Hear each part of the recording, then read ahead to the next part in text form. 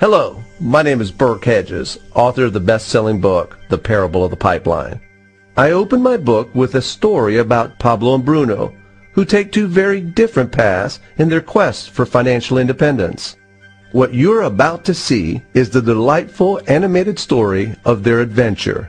So, sit back, relax, and enjoy the life-changing lessons in The Parable of the Pipeline.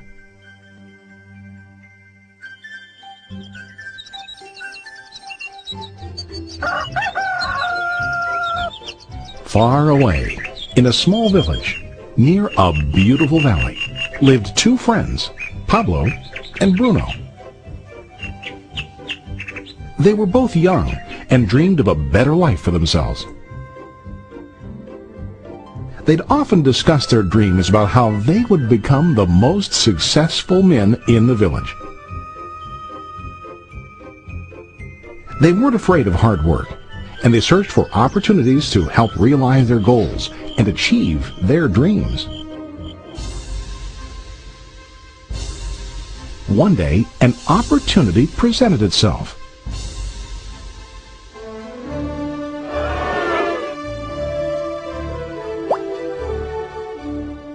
The mayor of the village decided to hire two people to bring water from a spring up on the mountain, across the valley, back down to the village.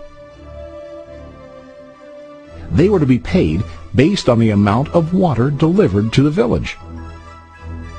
Bruno and Pablo enthusiastically got to work. Every day, from morning till evening, they carried buckets to and from the spring. They worked hard, carrying water to the village.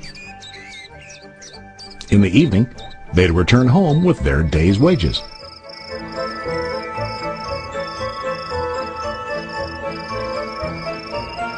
Bruno was satisfied with his work and the money he earned. He was sure that with this work he could achieve his dreams. Bruno thought that to increase his wages he could use bigger buckets to bring more water each trip.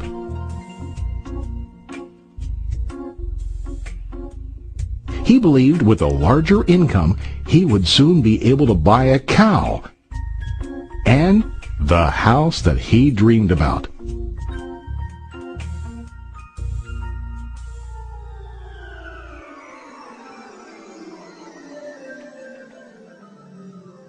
Now Pablo was not satisfied.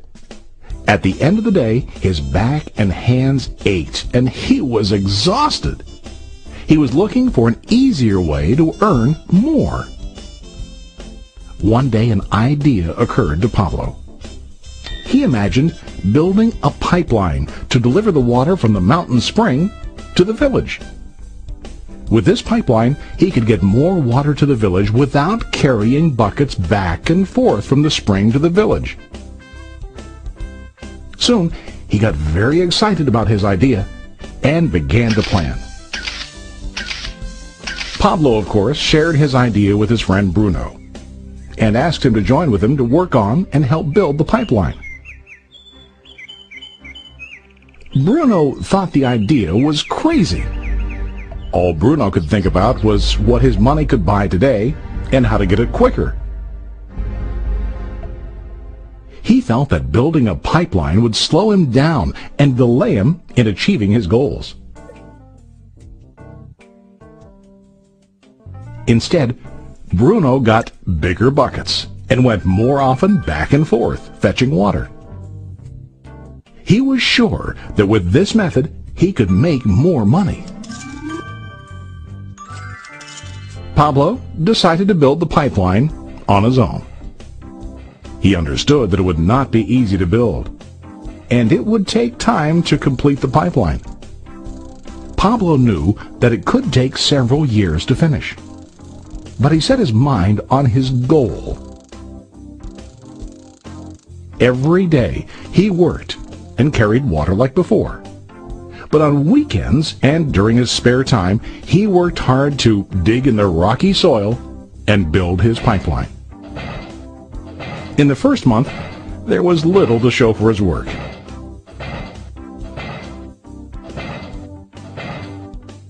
Bruno and the villagers laughed and teased him. They called him Pablo the Pipeline Man. During this time, Bruno's income doubled. He already bought a cow and a bigger house. His lifestyle changed. He now spent time after work in the bar, enjoying his hard-earned wages from delivering water.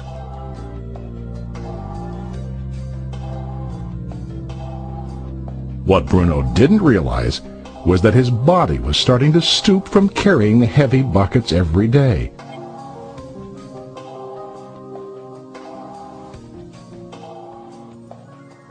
His face looked worn and his body tired. Soon, he began to carry less and less water due to the wear and tear on his body.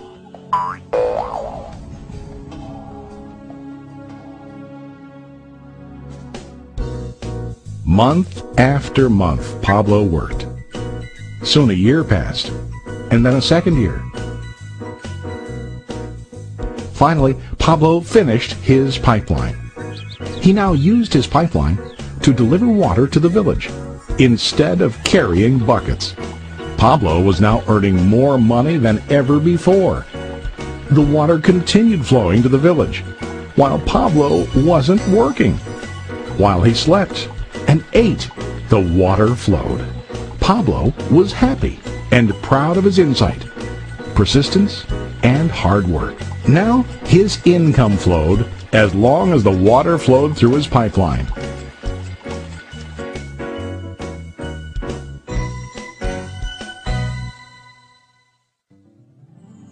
The story of Bruno and Pablo is a reflection of life. Their jobs symbolize what most people do to earn money. Bruno gets his money using buckets. He goes back and forth, carrying his buckets from the spring to the village in exchange for money. To increase his income, he either has to go more frequently to the spring or to use larger buckets. It's common in real life to increase our income by working harder. For example, working overtime or getting a second job. We also increase the size of our buckets by accepting a higher-paying position, which often includes spending more time on the job. Most of us exchange time for money like Bruno. We know that every person has only 24 hours in the day and that it's not possible to use all our time to work. The most difficult time comes when we can no longer exchange time for money due to age, health, or other reasons. Then, our income stops. Now let's review what Pablo did. Very wisely, Pablo did not exchange all of his time for a limited income, but he used some of his time to build a pipeline. He knew that the pipeline would bring ongoing income as long as the water flowed. An ongoing income that multiplied the time he worked each day. Pablo knew that someday, maybe because of age or health, he would no longer be able to exchange his available time for money. Pablo knew that if he could make his idea of a pipeline work, then he only has to do the hard work of building the pipeline. After the pipeline was completed, Pablo was able to monitor and maintain the flow of water to ensure that his income will continue. Pablo has shown us that to earn an income, we don't always have to directly exchange time for money. There really are better ways. How about you? Are you still like Bruno, who directly exchanges time for money? Or do you want to be like Pablo, building and maintaining a pipeline for ongoing income? If you are interested in the idea of building your own pipeline, contact the person who lent you this presentation.